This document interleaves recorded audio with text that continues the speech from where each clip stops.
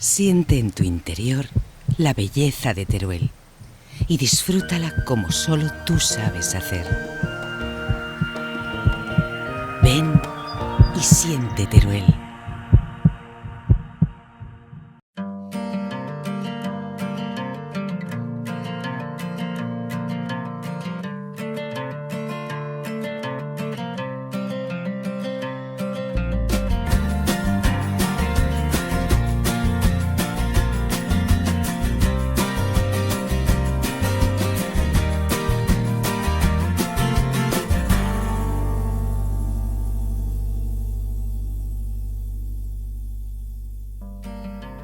Vivo en Madrid hace ya unos cuantos años y bueno, pero me siento muy arraigada a mi tierra porque yo creo que sin raíz no se puede vivir.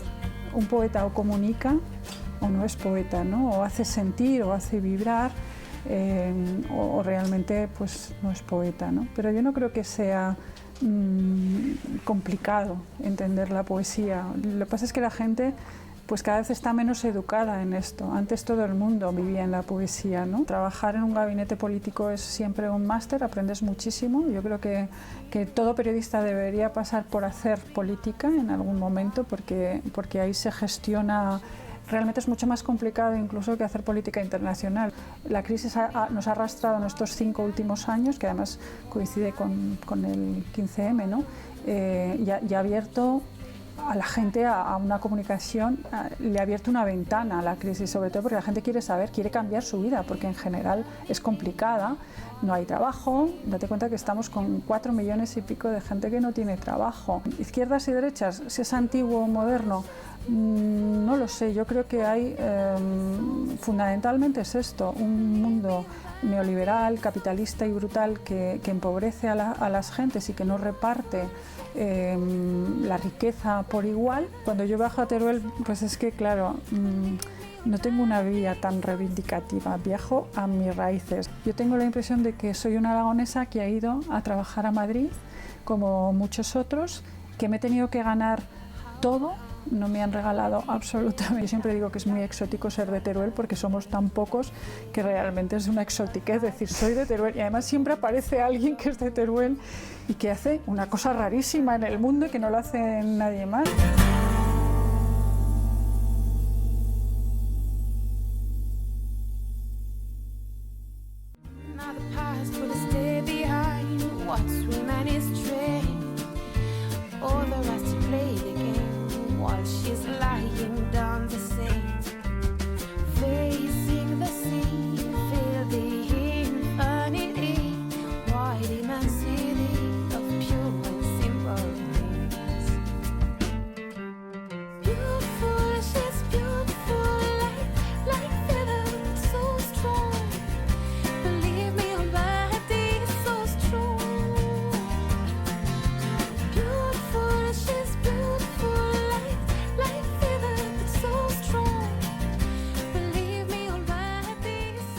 Estamos hoy con Teresa Agustín, escritora, poeta, ha trabajado también como periodista y activista en muchos sentidos. Bienvenida aquí al Bajo Aragón. Gracias y a por Teruel, tu tierra. A mi tierra, sí, es verdad. Aragonesa, turolense en Madrid y además poeta. Que dicen Teruel existe, pero además una poeta de Teruel en Madrid es rara avis, ¿no? Bueno, mira, decía José Antonio Labordeta que en Teruel teníamos una peculiaridad, ¿no? Que había uno de cada cosa, un ecologista, un poeta, cualquier cosa, pero decía, siempre hay uno de cada cosa, ¿no? Y generalmente decía, lo hacen bien, con lo cual voy a quedarme con esto. Pero bueno, yo vivo en Madrid hace ya unos cuantos años y bueno, pero me siento muy arraigada a mi tierra porque yo creo que sin raíz no se puede vivir y bueno, yo me fui de Teruel ya siendo mayor, o sea que mi recuerdo y mi esencia vital pertenece a Teruel. En una época en la que se buscan referentes, valores, la poesía es un referente de la palabra muy especial. Antes lo comentábamos antes de la entrevista, inaccesible para muchas personas o a lo mejor difícil de comprender. ¿Qué destacarías, qué ves tú en la poesía que te da libertad y te puede otorgar cierto espacio de paz? Bueno, yo no sé por qué uno llega a ser poeta, ¿no? Es un poco un proceso extraño y yo me pregunto muchas veces por qué eliges esta forma de vivir, porque en el fondo yo creo que ser poeta también es una forma de vivir o de interpretar la vida. Yo siempre pienso que en mi cabeza hay millones de palabras y de vez en cuando una palabra se queda suelta, ¿no? Y ahí se construye el poema. Hace poco en una entrevista que me hacía Antón Castro, pues decía que la poesía es como una caja negra donde uno no sabe nunca qué va a salir, ¿no? Es como una caja donde entran unas cosas, se produce un proceso y luego salen otras cosas. No controlas realmente tu proceso creativo, lo cual a veces da mucha angustia vital. Y bueno, tienes que saber jugar o conjugar ese tipo de elementos, ¿no? Dices que la poesía es una cosa difícil. Yo creo que la poesía es una cosa muy primitiva, en el fondo no es tan difícil, ¿no? A mí me sorprende mucho cuando la gente dice estoy mirando un cuadro pero no voy a mirar el cuadro, no voy al museo porque no lo entiendo. En el fondo no hay mucho que entender, yo creo que hay que sentir. Un poeta o comunica o no es poeta, ¿no? O hace sentir o hace vibrar o realmente pues no es poeta, ¿no? Pero yo no creo que sea complicado entender la poesía. Lo que pasa es que la gente pues cada vez está menos educada en esto. Antes todo el mundo vivía en la poesía, ¿no? Como vivía en el teatro. La moda de leer novelas es una moda del siglo pasado prácticamente, ¿no? Porque la mayoría de la gente se cultivaba en la poesía y en el teatro. Y comentábamos también que muchos poetas no sois conocidos. Me decías, es que la poesía es un espacio de silencio.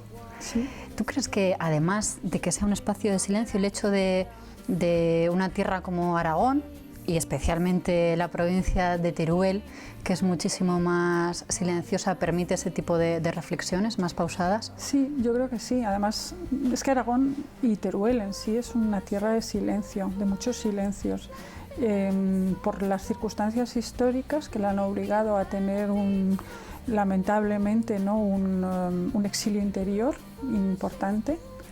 Y luego yo creo que evidentemente sí es una tierra de silencio. El paisaje es un elemento de silencio. A lo mejor como no tenemos agua en cierta manera, el secano es un paisaje de silencio donde solamente escuchas el filtrar del aire entre los árboles la mayoría de las veces. Y nosotros además somos una tierra donde de pequeños centros, pequeños pueblos y muy distanciados, y donde el campo mide mucho los terrenos. ¿Qué tipo de poesía dirías que haces o qué tipo de ideas tratas de transmitir en tus poemas? Yo me considero, es una cosa que me he inventado yo, pero bueno, la poesía te da muchas licencias porque no está dentro del mercado, con lo cual nos deja ser como somos, ¿no? Esto es una cosa que a todo periodista le gustaría, pero a veces no pasa. Lo digo por mi otra profesión. Yo me considero una poeta del silencio. Considero que hay formas de entender la poesía y de hacer la poesía, ¿no?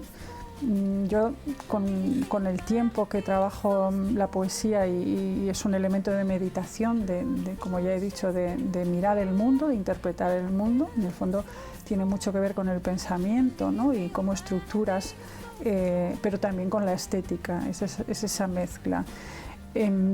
Entonces, yo me considero una poeta del silencio porque mi trabajo es de dentro a fuera, pero hay poetas que trabajan de fuera a dentro.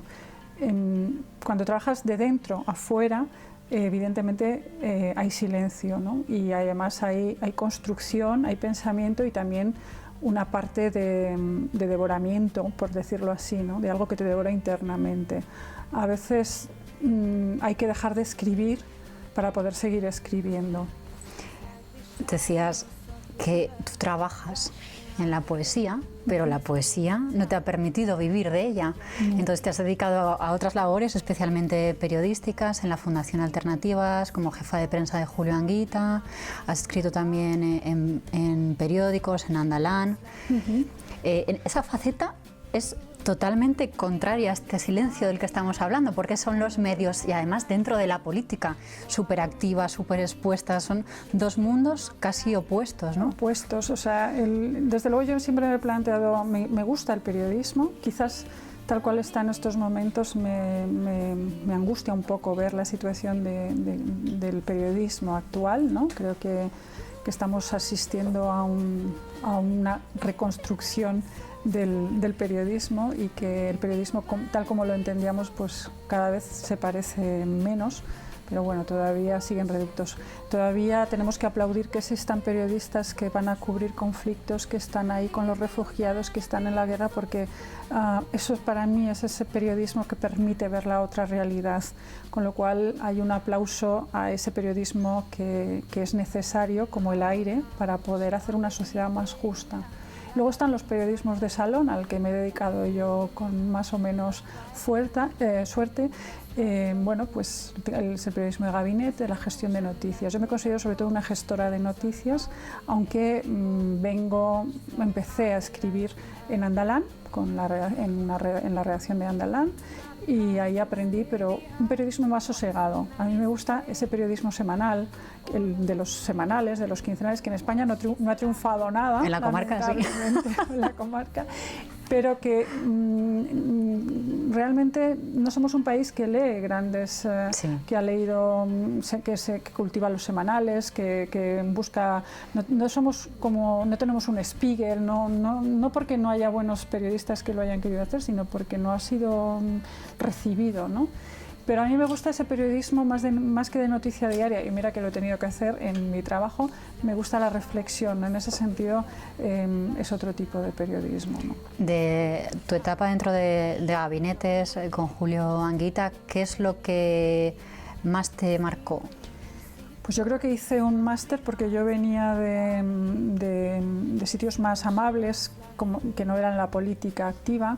Entonces he trabajado en la Universidad Complutense, en Derechos Humanos, pero eran más amables respecto a los ambientes, ¿no? Entonces, ¿qué es lo que me marcó? Pues es un máster. Trabajar en un gabinete político es siempre un máster, aprendes muchísimo. Yo creo que todo periodista debería pasar por hacer política en algún momento, porque ahí se gestiona.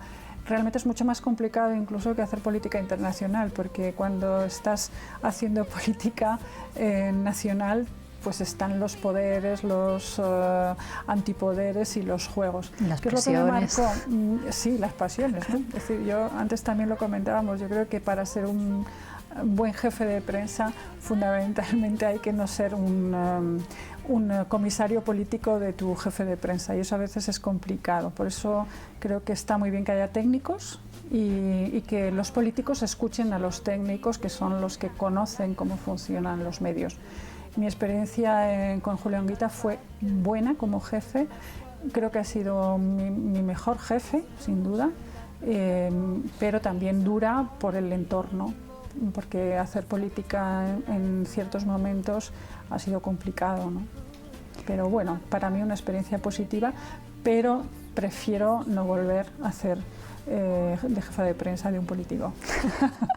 Ahora que la comunicación política está siendo clave para el ascenso de los nuevos partidos, para darles voz, se está haciendo un nuevo tipo de comunicación política muy diferente, mucho más fresca, más moderna, en la que yo creo que sí que la relación a veces entre los líderes políticos y sus jefes de gabinete es más fluida, más crítica.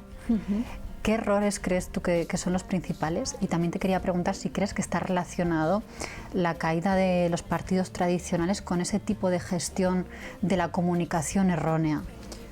Está relacionado, evidentemente, pero también yo creo que la política, los partidos tradicionales, claro, uno se va quemando. Quiero decir, lo que es novedad deja de ser novedad, ¿no? O sea, las cosas suben, bajan, y sobre todo yo creo que la poca capacidad de reinventarse o de establecer nuevas formas de hacer política. Evidentemente que en la comunicación se hace mucho, ¿no? Es decir, fundamentalmente creo que están muy cansados de sí mismos, que es que cuando los políticos no escuchan, tampoco escuchan a los periodistas que pueden tener a su lado, lo que comentábamos de ser un comisario político, y que a veces el poder cierra las ventanas, ¿no? Cuando no estás dentro del poder es más fácil comunicarte, porque el error, la causa, el efecto son diferentes, pasan facturas diferentes y claro, es mucho más fácil ser más fresco cuando llegas, cuando estás recién llegado y tienes menos muertos que ocultar en los armarios. Pero sí, es más fresca porque en algunos partidos pues todo el tema de las redes sociales, todo esto ha ayudado, ¿no? Pero yo no me equivoco, es decir, las redes sociales ayudan, pero al final ciertos partidos llegan, y los más modernos por así decirlo, porque tienen una presencia importante en los medios tradicionales. Si no, tampoco. Es decir, esto de confiar todo a la red o a las nuevas técnicas de comunicación no funciona. De hecho, cuando estás en los gabinetes, lo que más te piden es que les puedas sacar un artículo en un medio de papel, cosa que está desapareciendo. Pero al final, sin el apoyo de unos y de otros es imposible. Hay que saber jugar las dos marcas. Entonces yo creo que algunos pecan de no jugar bien en las nuevas tecnologías y otros de ignorar a veces los viejos métodos de hacer periodismo. No se llega solo por las redes, todavía se necesita tener una presencia mediática importante, estar en la prensa escrita, en papel, en la televisión y en la radio fundamentalmente. Que, como dices, quizá más una cuestión no de soporte, sea algo relacionado con las ideas, ¿no? Y las nuevas ideas. Como responsable de prensa durante mucho tiempo de la Fundación Alternativas, que era un Cinzán, una fundación, un laboratorio de ideas progresista, ¿cómo ves la situación actual? Porque se están lanzando muchas nuevas ideas. En la agenda de medios hay temas que hasta ahora no se habían tratado para nada, que están ahora en los programas de los partidos políticos, y yo creo que esa sí que puede ser la clave de la movilización de los ciudadanos y de la vuelta de su interés por la política, la introducción de esos temas, esas ideas nuevas. Yo creo que aquí hay un antes y un después, es decir, evidentemente la crisis ha gestionado las nuevas formas también, ¿no? Y los nuevos posicionamientos de la ciudadanía. Debemos mucho al 15M. Y algo que a mí me parece que en España ha sido muy positivo, ¿no? Que en lugar de irnos a hacer políticas a la extrema derecha o en posicionamientos muy rígidos, como está pasando en algunos países de Europa, nosotros estamos apostando por vías más sociales, ¿no? Y por elementos donde a mí me parece interesantísimo que los movimientos ciudadanos se hayan dado una oportunidad, ¿no? Dentro de las críticas de la dificultad y de los desencantos a los que nos llevarán, porque el poder siempre provoca desencanto, y si no fuera así, pues sería muy lamentable, quiero decir, entonces nos estaríamos planteando otro tipo de poder. Fundamentalmente yo creo que es eso, ¿no? Que la crisis nos ha arrastrado en estos 5 últimos años, que además coincide con el 15M, ¿no? Y ha abierto a la gente a una comunicación, le ha abierto una ventana a la crisis, sobre todo porque la gente quiere cambiar su vida, porque en general es complicada, no hay trabajo. Date cuenta que estamos con 4 millones y pico de gente que no tiene trabajo, con una pérdida de nivel adquisitivo brutal, y la gente está reaccionando, y está reaccionando por vías más sanas, que no digo yo que no tengan trampas y que uno no se equivoque y que haya decepciones, pero desde luego no apostando por vías radicales y fascistas como en otros países. O sea que en ese aspecto creo que España se merece un aplauso. Tú siempre te has vinculado a fundaciones, asociaciones relacionadas con la izquierda, con el progresismo y con este tipo de ideas de las que estás hablando. Pero ¿realmente esas ideas son algo, crees, de izquierdas o derechas? ¿O crees que ese debate ya está superado? Porque parecía en algunos sentidos superado, pero ahora con esta especie de segunda vuelta electoral parece que volvemos como a esas dos Españas, de la izquierda a la derecha, que en algunos ámbitos puede sonar algo obsoleto, ¿no? Ya, yo lo que creo es que hay un mundo del capital que maneja muchos instrumentos y luego hay un mundo que padece el capital. No sé si esto es la izquierda o la derecha, creo que hay un mundo de poder. Es economía. Que es economía. Entonces yo creo que el problema es, o la realidad, es que estamos dentro de un mundo donde todo es economía. Entonces, izquierdas y derechas, si es antiguo o moderno, no lo sé. Yo creo que hay, fundamentalmente es esto, un mundo neoliberal, capitalista y brutal que empobrece a las gentes y que no reparte la riqueza por igual y que además corta, y esto estamos viendo cómo son las políticas en Europa, ¿no? Corta continuamente las posibilidades de mejorar a la ciudadanía.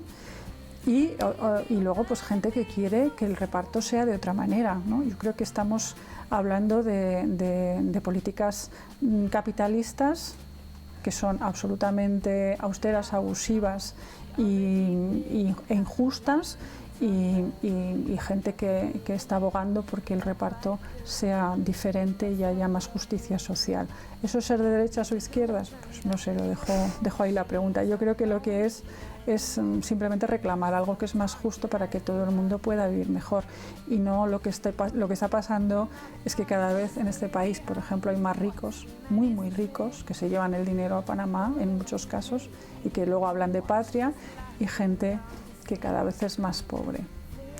Hablas de capital, de los agravios entre los que tienen más, los que tienen menos, llevándolo al terreno territorial, y por hablar un poco de Aragón y de Teruel, esa lectura económica puede hacerse también a nivel administrativo, porque en Aragón muchas veces nos sentimos agraviados con Madrid, la falta de llegada de fondos, y ya rizando el rizo en el medio rural turolense se siente de forma mucho más agraviante esa diferencia con Madrid. Tú vas a recibir pronto un premio como aragonesa en Madrid, aragoneses en Madrid, creo que se denomina el premio, y me gustaría que nos cuentes cómo ves tú esa relación entre Madrid y Aragón.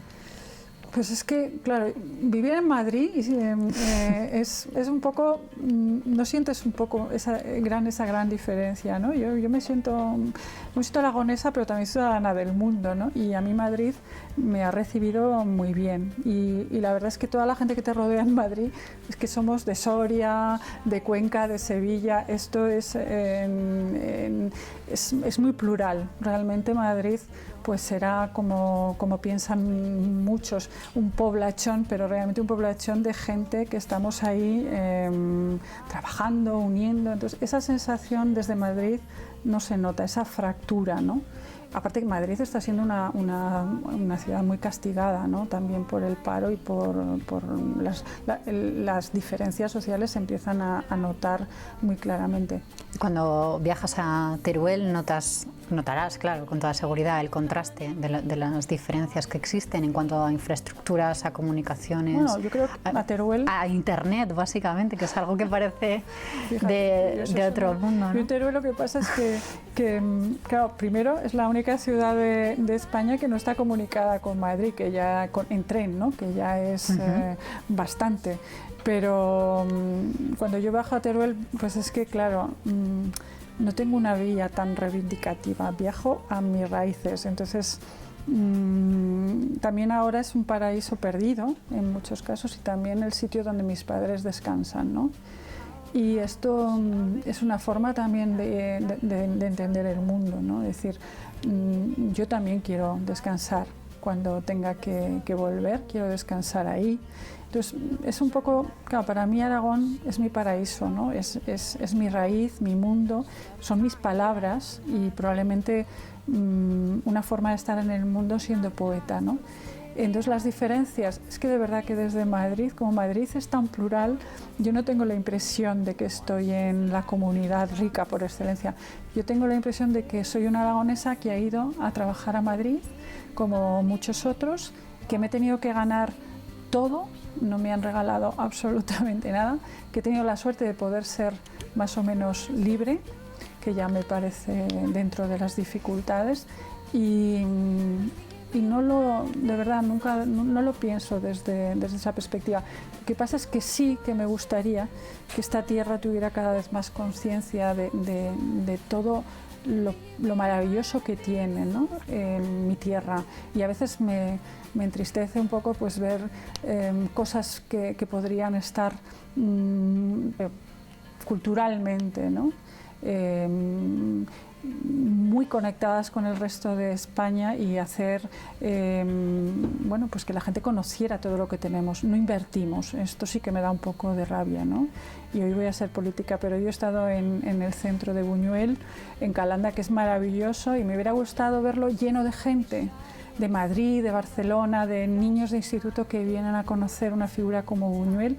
Y en esto sí que pienso a veces en los catalanes, que si Buñuel hubiera sido catalán, él estaría 100% ahí, su casa, bueno, pues Buñuel o Goya, ¿no? Que siento muy inmensamente que no vendemos bien nuestros productos en todo lo grande que es las palabras, ¿no? Y eso significa que hay que meter dinero y hay que meter capital humano también, ¿no? Pero es que si no, nunca seremos estos perfectos desconocidos que somos, ¿no? Invertir en autoestima, ¿no? Nos lo decía también Eloy Fernández Clemente, que es un gran problema de Aragón, que eso viene desde la escuela. Es que parece que siempre estamos pidiendo perdón, ¿no?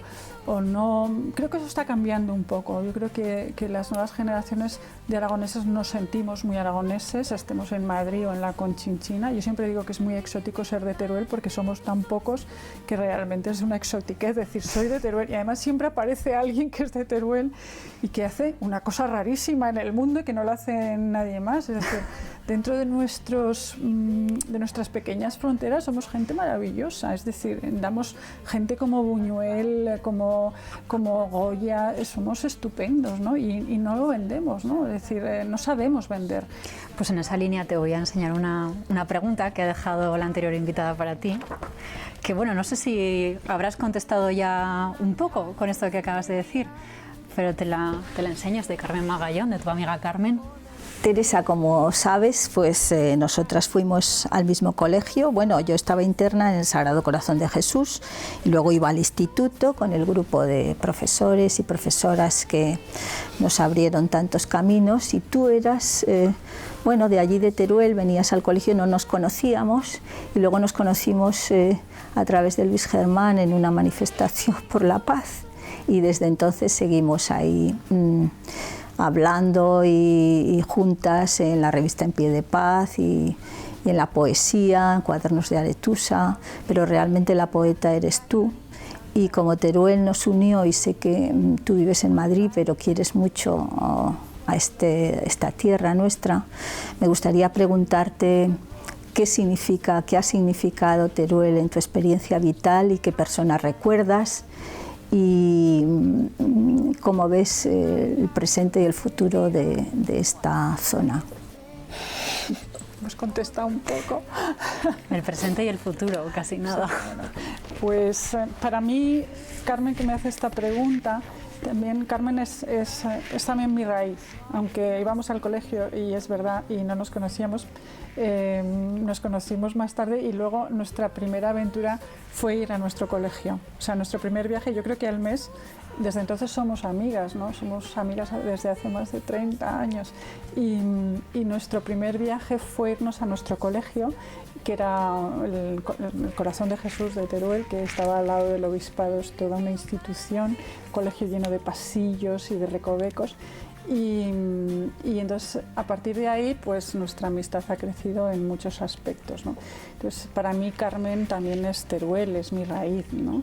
Ella me pregunta un poco, hemos contestado un poco, ¿cómo veo yo esto? Pues yo creo que yo creo que va a volver gente a nuestra tierra, gente joven, que la crisis pues ha ido expulsando, y creo que esta gente puede hacer muchas cosas, ¿no? y levantar, como lo hizo en su momento gente que eran compañeros míos en la facultad, que se fueron o se quedaron, por ejemplo, en Albarracín y crearon fundaciones, hicieron cosas y levantaron muchísimo, por ejemplo, Albarracín, ¿no?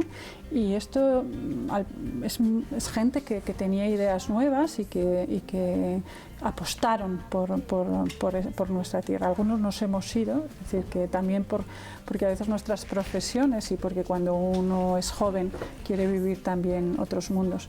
El futuro, pues yo creo que el futuro tiene que ser muy abierto de mente. Tenemos que superar esas dicotomías, ¿no? A veces de eso que tú decías de falsas derechas e izquierdas. Yo creo que Aragón ha pasado una factura muy fuerte en nuestra guerra civil también, ¿no? Que nos dividió mucho. Somos una tierra muy castigada, muy dolida, pero yo creo que ahora hay que generar nuevas dinámicas y apostar porque nuestra gente se quede, ¿no? Que no tengamos que salir todos, que está bien salir y vivir nuevas experiencias, pero luego hay que volver y apostar con lo que hemos aprendido, pero también tenemos que sentir que no somos expulsados, ¿no? Que nuestra tierra nos quiere acoger y nos quiere, bueno, pues no sé, dar un abrazo y ¿cómo lo veo? Pues yo creo que todo está muy complicado, pero yo creo que Aragón es una tierra que tiene la capacidad y está muy estratégicamente situada y lo que he dicho antes, tiene gente fantástica con unas ideas brillantes, con una creatividad que supera la media, de verdad. Con lo cual quiero ser positiva y apostar por esta tierra, aunque yo no esté en ella, pero mi cabeza y mi trabajo está muy vinculado a ella. Bueno, y ahora, antes de despedirnos, sí que me gustaría que propongas al siguiente invitado de esta cadena de Ten con Ten y dejes una pregunta para él. Pues vamos a ver, yo voy a proponer a Pedro Arrojo, que me parece que aunque es un aragonés de adopción, pero al final ya tiene más acento que cualquier aragonés y creo que es un hombre que creo que es una cabeza brillante y además con muchas ideas y un hombre comprometido con la justicia social. No sé si es un hombre de izquierdas o de derechas, yo creo que es un hombre justo y creo que se merece una entrevista porque creo que puede alumbrar muchas cosas por esta tierra y además no solo es un hombre que lo dice, que lo demuestra, con lo cual yo le doy la iniciativa o la salida para que pueda estar contigo a este hombre, a Pedro Arrojo. ¿Y qué pregunta le harías que creas que puede contestar? Ponle en un aprieto. ¿Cómo le diría? Pues no sé, puedo pensar un momento. Sí. La pregunta para Pedro. Pues primero yo le haría una reflexión que espero que esta nueva época como parlamentario, porque al final Pedro Arrojo es un hombre que va a poder poner en sus libros que legisló, ¿no? Con lo cual que nos contara cómo se ve Aragón desde el Congreso, con tan poca... porque una de las cosas que nos ha pasado siempre es que nuestros políticos, salvo honrosas excepciones, no han sido gente que dejaba ver Aragón, ¿no? Es decir, salvo a José Antonio Labardota por razones obvias, pero nuestros políticos aragoneses podrían haber sido de Cuba, da igual, porque en general no tienen ese calor, ¿no? Salvo raras excepciones, como digo, que siempre las hay.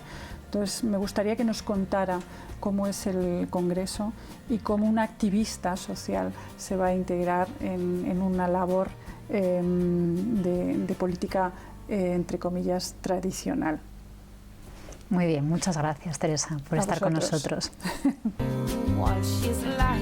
Interesantes reflexiones las de Teresa Agustín sobre poesía, literatura y también comunicación política, asimismo sobre nuestra tierra y sobre la provincia de Teruel, en el que nos gustaría que no sea solo un paraíso al que volver, un lugar de silencio en el que descansar, sino, como ella también ha dicho, un espacio del que hay que salir, pero también al que se puede volver a casa, a una tierra por la que apostar con empleo a la larga y también de calidad.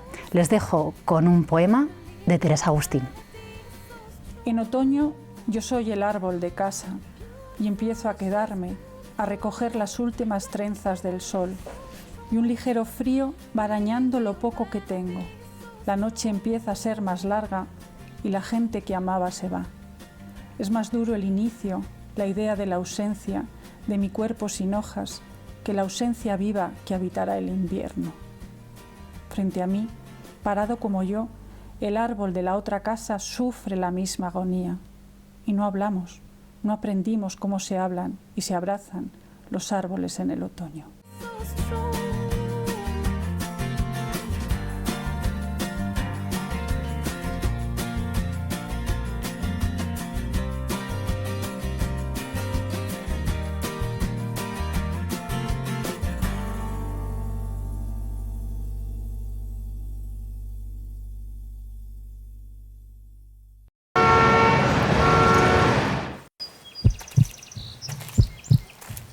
Siente en tu interior la belleza de Teruel y disfrútala como solo tú sabes hacer.